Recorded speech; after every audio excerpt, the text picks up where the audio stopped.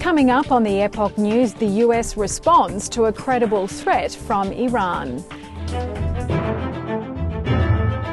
And thanks for tuning into the Epoch News. I'm Angela Anderson.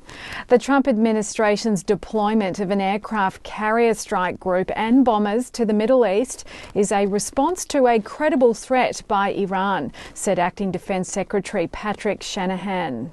He tweeted on May 6th that he approved the deployment on May 5th, calling it a prudent repositioning of assets in response to indications of a credible threat by Iranian regime forces.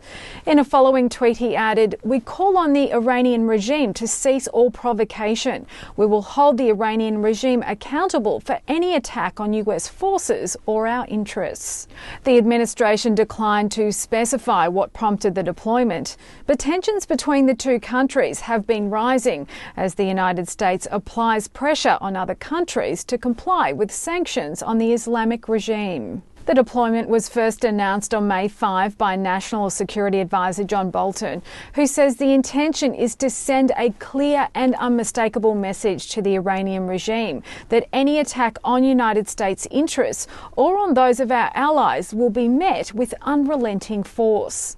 Bolton says the United States is not seeking war with the Iranian regime, but says the US is fully prepared to respond to any attack. State Secretary Mike Pompeo told media on May 6 that it is absolutely the case that we've seen escalatory action from the Iranians. But he also says he cannot go into further details about the underlying matter, but says we have good reason to communicate clearly about how the Iranians should understand how we will respond to actions that they may take. He did not clarify, though, that the reason is separate from the recent rocket attack on Israel from the Gaza Strip.